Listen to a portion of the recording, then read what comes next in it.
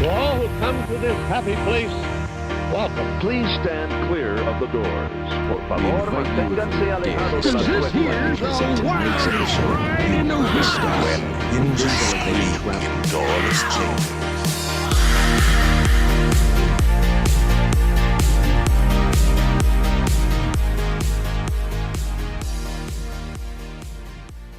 So today on Miles from Main Street, we are going to talk about taking kids to Disney World or Disneyland, whatever you prefer.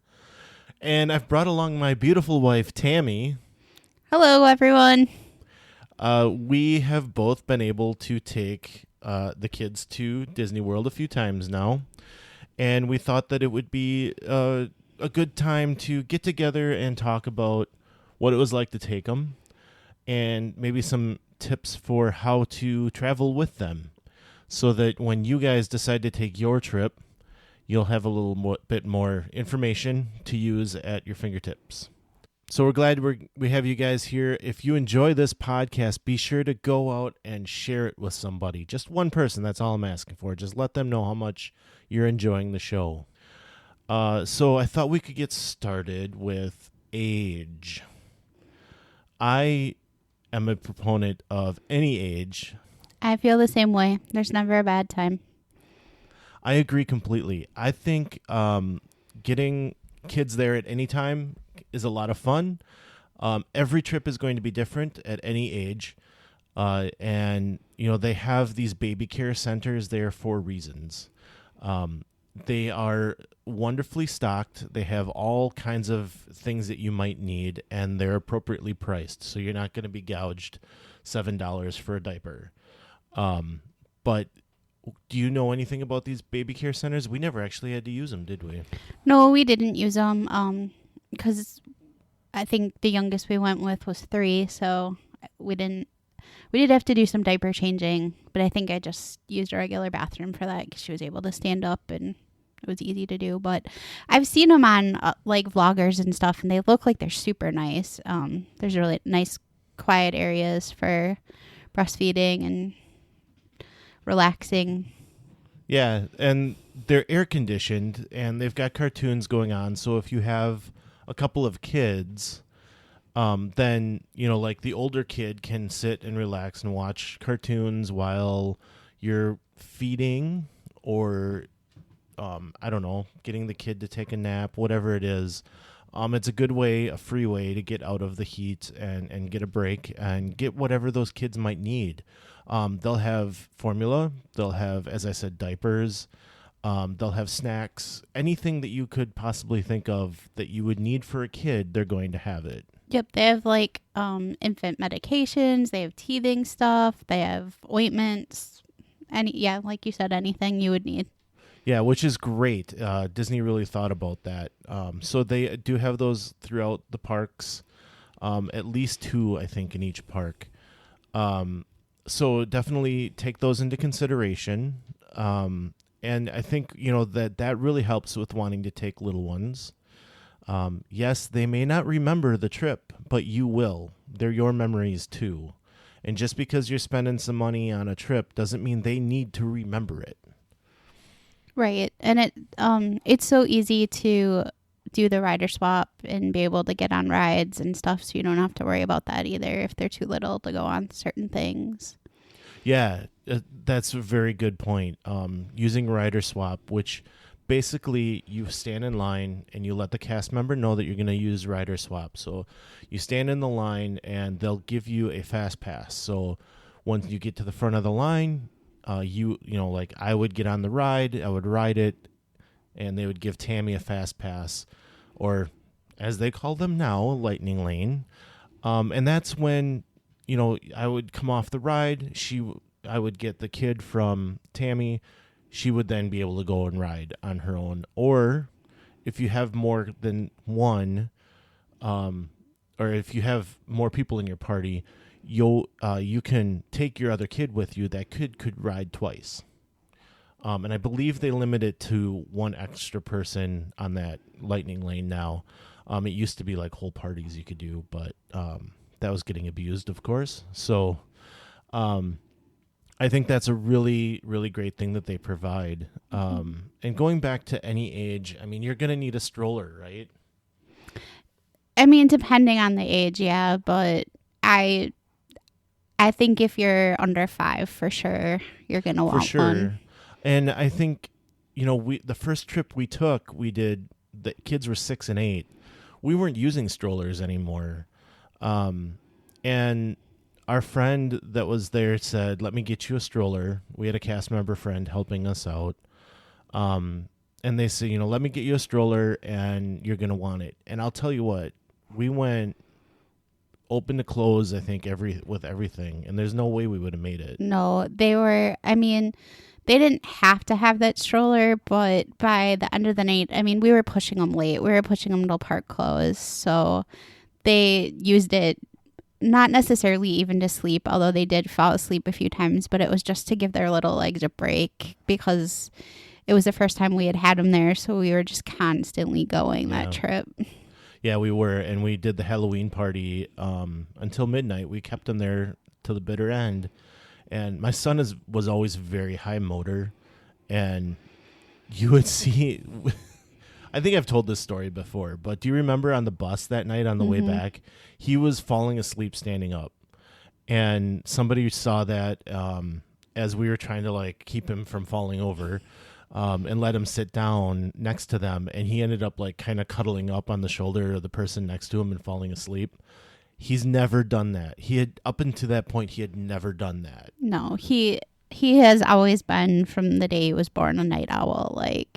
And he still is. He was exhausted. It takes a lot for him to fall asleep like that. I told him, I said, I've never seen him like this before. Yeah. So yeah, having that stroller was a lifesaver. A trip saver. It was. I liked traveling with our own stroller better, though. Later on in life, when we had Mia, we took our own with us. And I just liked that better because it was a lot easier for me to find it in the stroller bays. It was easier. We would decorate that stroller so that we'd be able to find it easier. What kinds of things did we do? We wrapped the handle all with duct tape. I believe it was Finding Nemo because, you got to stick with the Disney theme, of course. But I've seen, we didn't go super crazy, but I've seen people, put balloons, put streamers, put their name, go all out on it if you really want to.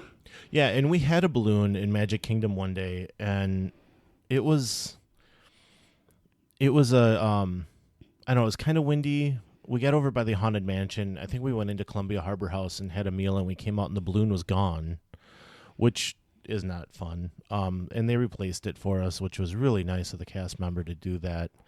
But they, I've seen, like you said, people have put balloons on there, and those Disney balloons, that might be the best use for them if you can't get them home, because it's hard. I've seen you can deflate them and stuff, but I don't like traveling with them. No.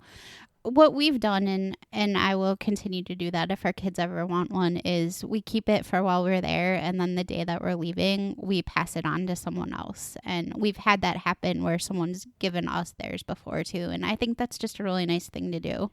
Yeah, because they last forever, so why not? But back to the stroller. The first time we brought our own stroller, we flew with it. Which was actually really nice. Yeah. Because we got to take it to the gate, and then we checked it at the gate. So what was really nice about that was that, we had it available to us. She was able to hang out in there the whole time. We could strap her in, just like you would any other time you're using your stroller. And then you get up to the door of the plane, and that's when they take it from you. So you fold it down right then and there. They tag it, and it goes under the plane. And then when we would come off the plane, there it was waiting for us. Right. And you can usually go in line a little bit ahead of some of the other people when you have a stroller, and the younger kids like that too, which is kind of nice too. Yeah, so we were flying Southwest at the time, and they would have family boarding before most other people, so that you'd be able to get together, keep your seats together. and get in there a little earlier to get settled before everyone else is trying to come in and rush in there. So that was really nice. So I definitely think bringing your own stroller is something you need to consider. I don't know how some of these airlines that charge for bags, how they handle that. Yeah, I don't know either. The nice thing with Southwest was that they still do include the bags. So it wasn't like a question of, well, what's it going to cost me? It's something that you'll want to look up, and with everything changing these days, all the prices changing, and you never know what they're going to be doing at the time that you listen to this. So definitely go and look at what those charges may be, but remember, it's $25 a day to rent a stroller at Disney, and it's a hard plastic one, so your kid's not going to be used to that. And it was hard for Mia to fall asleep in her own stroller at times. And I mean, for her, she just passed out when she was tired enough because there's so much going on. Yeah, but it really gives them something that they're used to. Right. Yeah, they're used to, and like it reclines back, which is nice when you have a really little one, if you want them to try to fall asleep, where the hard ones obviously don't do that, and they don't have any I believe there maybe was like some kind of a cloth pocket on it, but otherwise there's not any storage in them. Yeah, and more recently I've been hearing a lot about people taking things from strollers, so you do need to be careful of that. And we didn't leave anything really.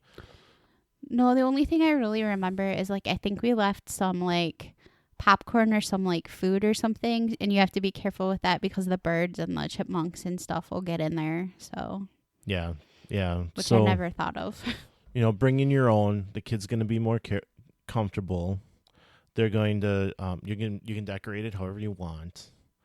And the nice thing was the year we went camping was the last year we brought a stroller, because Mia was at 6 at that point, and we knew we would still want one for her, but we weren't going to need it. So we were traveling with a camper at that point, and on the way home, because we like to buy so many things, we didn't have the room for it. So I posted out on Facebook, free stroller, here's where you find it, and we left it.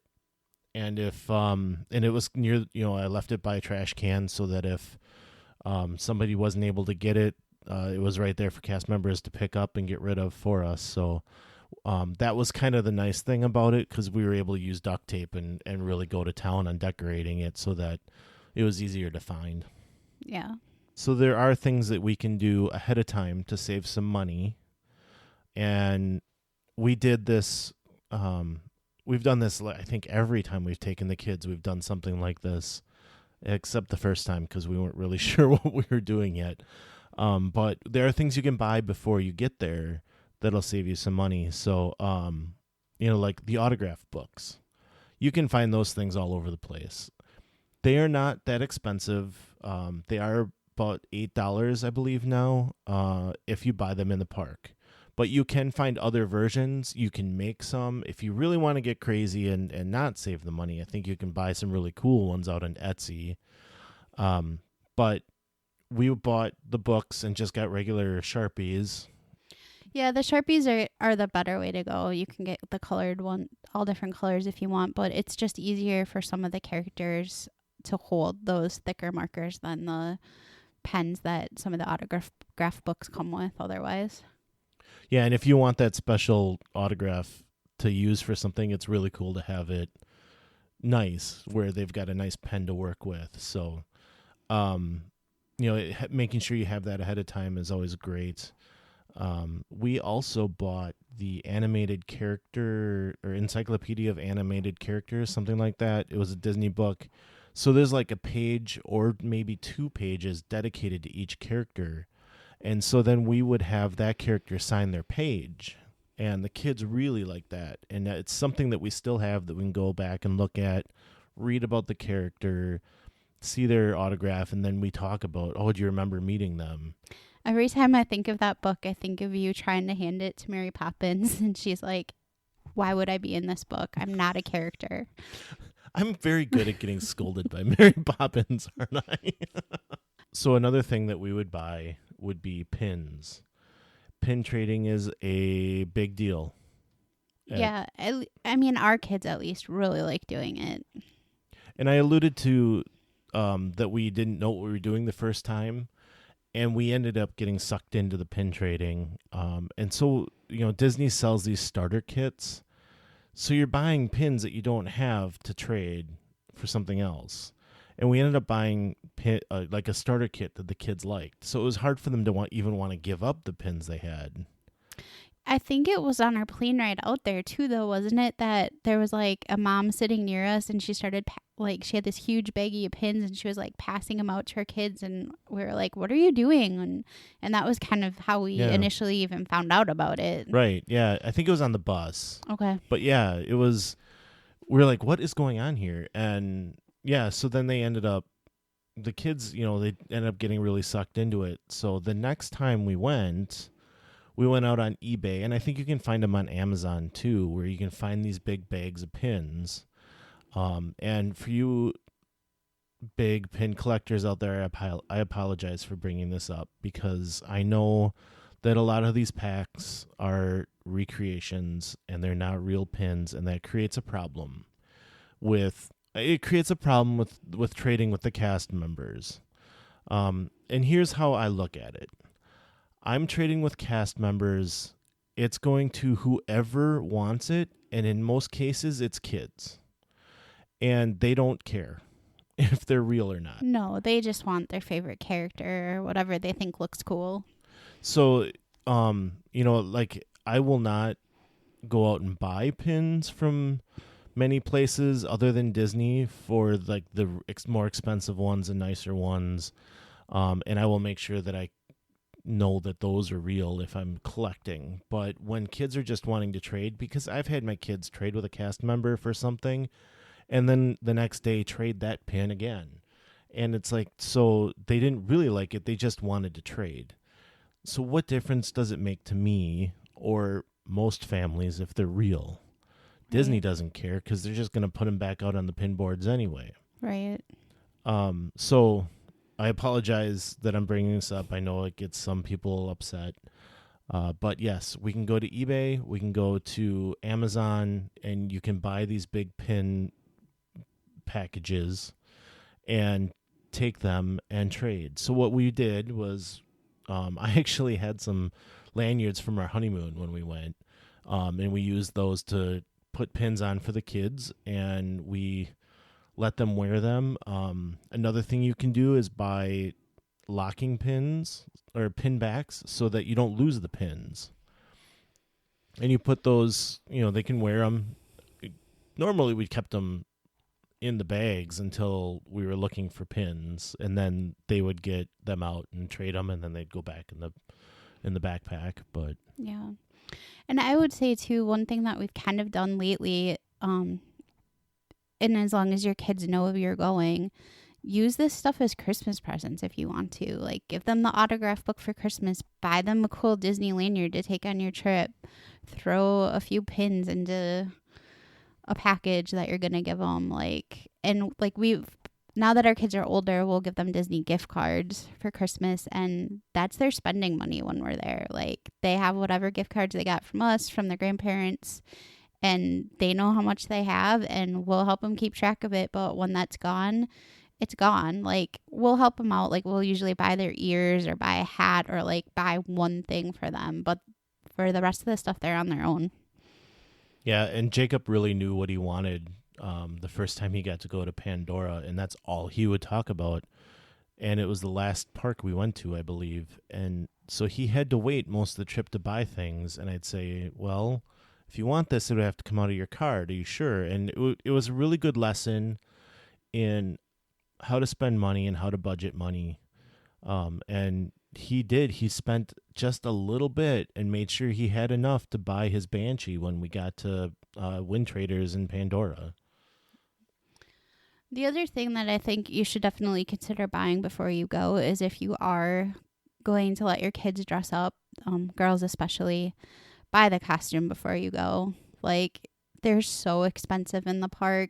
You can get them on Amazon at even like the DisneyStore.com, you can get cheaper versions of anything you're going to get at the Bibbidi Boppidi Boutique. And our girls didn't care. They just wanted a costume to wear. They didn't care where it was from. Yeah, exactly. I think they were $70 in 2016. I'm sure they're up to about $90 by now for the dress. So be wary of what you want to spend. You can get obviously pretty cheap ones out there, but you can get really nice ones too that are not that much. Yeah, and just a tip, I don't know how well known this is, but a photo shoot does come with the Bibbidi Boppidi Boutique, which I don't think I knew until like somebody mentioned it when we were doing it, but I don't know that they necessarily tell you that much. There's like a whole section where you can go in, and those are some of my favorite pictures that we have from that trip. Many pictures. Yeah, and it's actually there's a gift shop. I keep thinking about Sir Mickey's, which is if you're walking out the back of the castle, Sir Mickey's gift shop is on the right, but on the left there's more of a princess version of a gift shop, and that's where the photo studio is.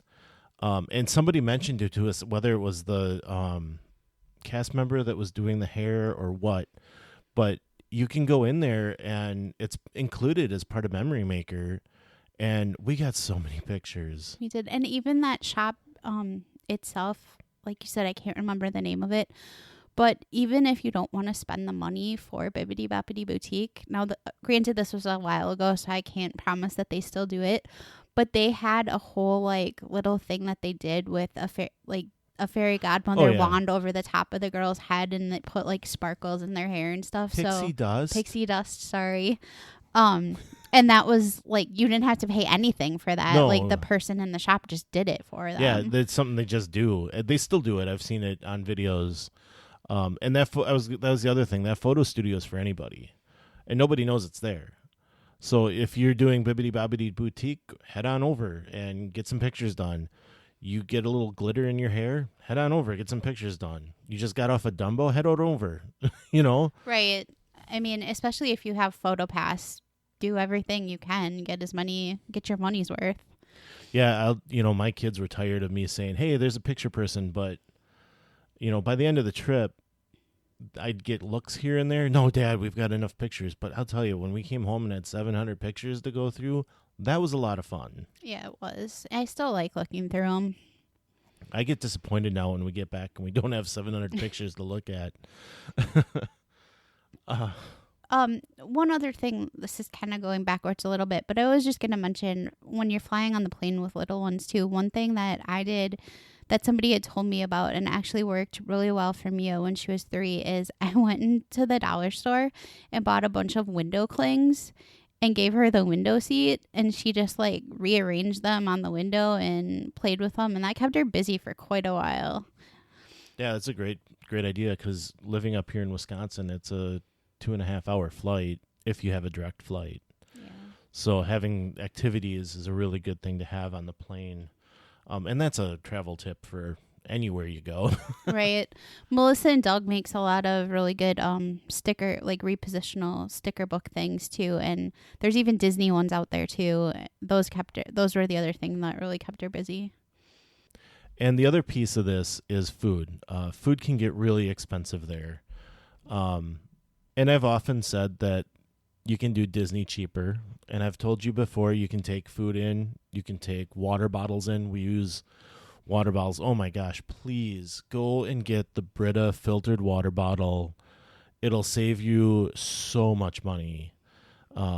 Definitely do that so that you get there and you can refill at, you can get the free cups of water as we've talked about. Here we go. This is the water podcast again. You put it through those bottles and filtered it, and the kids will drink it, because most likely those kids are not going to drink Florida water. No, they think it's disgusting. Like, yeah, I think it's disgusting. I won't drink it either. But beyond the water, we can share meals.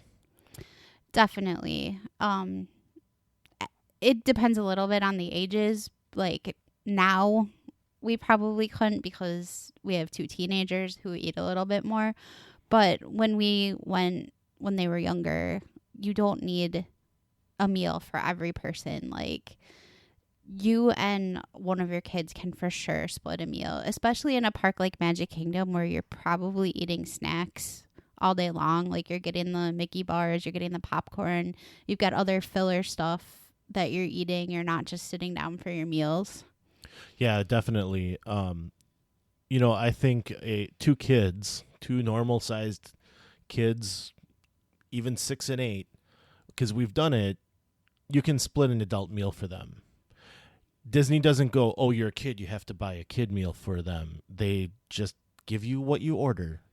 So even when we were on the meal plan and we didn't have to worry about it as much, we would try to save meals in different places so that we'd have different credits for different things. And one of the things we did to do that was we would do the adult meal and split it, and it was perfect for them. It is. And I mean, you can do it with about anything, but especially like if you're talking a pasta with noodles, or what's the other thing? Yeah, if you're doing the pastas, those are really easy to split because you could usually get a lot of it. And the Pecos Bills is always a good place to go because you get a lot and you can just make it go far. Yeah, and they used to have a toppings bar, and hopefully someday that'll come back where, like I would talk to people and they could go and buy just a side of guacamole and a cup full of hamburger, and at the time it was like a total of $8, and then with the toppings bar making a giant taco salad out of it. So you can save some money that way too, and you don't buy the guacamole if you don't like it. You get a $4 taco salad, right? I mean, that's cheap anywhere. But now you kind of say, hey, can I get some toppings? They give you those paper boats full of toppings. I'm guessing you can ask for as much of that as you want, but you're asking for it versus just scooping it yourself. So yeah, definitely sharing meals, sharing snacks. Those Mickey pretzels are pretty big themselves. Yeah, definitely. I will always tell people to get the popcorn bucket. I think that's if your family loves popcorn, that's one of your best values of a snack you can get in Disney World, in my opinion, because you get a discount on the refills and it's super shareable. Yeah, and if you don't know the popcorn bucket deal, it's like $10, $11 for the first popcorn bucket, but then you get refills for $2 or $3 after that for the entire time you're there. They don't care. And you have a really cool souvenir. You do, because it has cool art.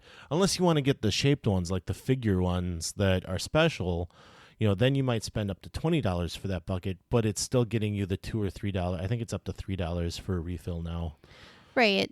But I mean, I still think just the regular popcorn buckets are still a cool souvenir to have too. They always still have something Disney on them. It makes me so sad when I see them in a garbage can somewhere. It's just like, oh, there goes a souvenir. So yeah, sharing snacks, sharing meals, that's a great way to do it. The last thing we wanted to cover though is, what if the kid wants to ride something twice? Let them. It's their trip too. I mean, most people aren't going to take their kids to Disney a bunch of times. It's a one and done or a couple times. So keep that in mind, that it needs to be fun for them too. Like, if they want to ride a ride like It's a Small World that makes a lot of people want to bang their head twice in a row, who cares? Like, that, you're there to make memories with them, and it's their memories too. Exactly. Yeah, I remember when we rode Kali River Rapids, you get pretty wet on that ride, but we were there. It was our 2012 trip, and it was not a very busy day at Animal Kingdom. It was near the end of the day, and we had rode it, and it was pretty much a walk-on when we rode it. And we came off, and we actually got out of the tube, and there was nobody in line, and the kids going, can we go again? Can we go again? Can we go again? And we kind of just, I looked at the cast member, and they're like, yeah, go ahead. And we jumped right back on the same exact raft we just got off of and went again. Yep. And they still talk about that. Like, that was one of their favorite rides from that trip. And I really think it was because we got to go on it twice in a row. Like, obviously, they were younger, so they thought getting wet was awesome. Like, they didn't have any problems with that. Yeah, not at all.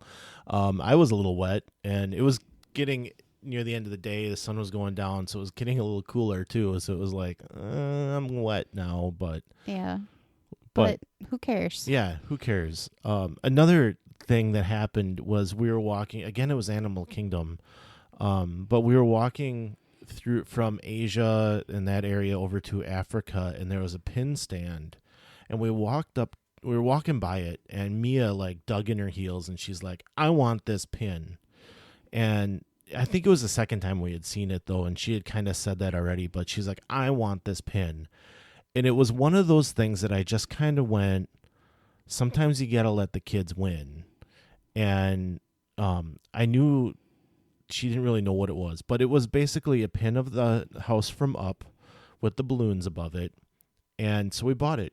And we, like, okay, so it's a pin. It's not super expensive, so it's easier to say yes than maybe a $250 lightsaber.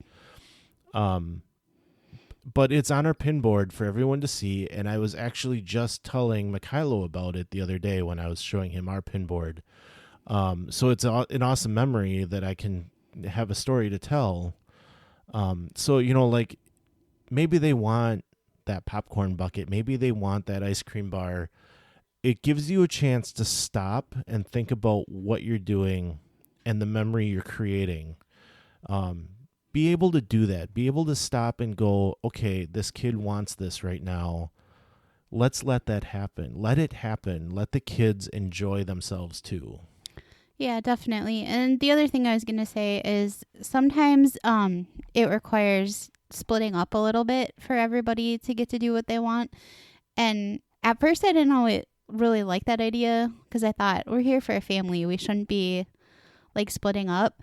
But when you have different kids with different interests, sometimes to make it work, you have to do that. And I'm so glad that we did. Like, we still did plenty of stuff all together, but Brian and Jacob would split off and they would go play, I know I'm going to get the name messed up, but it's like a card game. Sorcerers of the Magic Kingdom. That was one of his favorite things that he got to do there.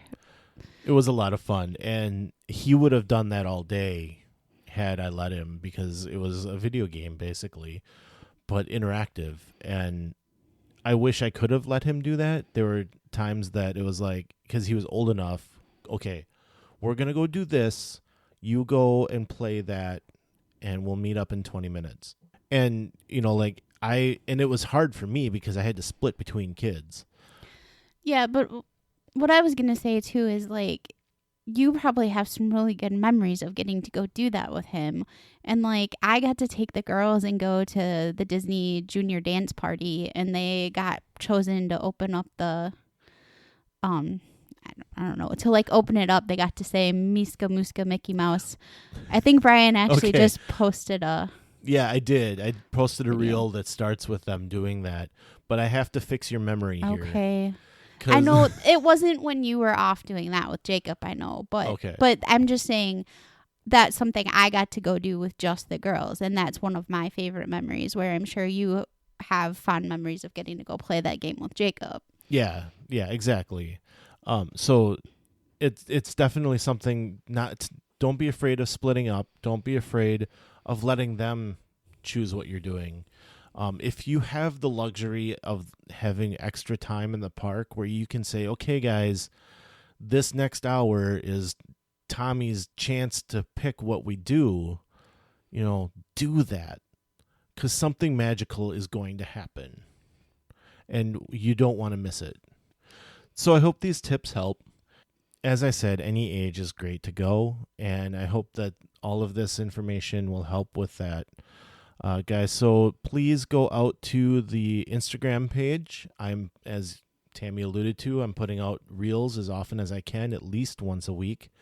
And I'm trying to be a little more creative with them.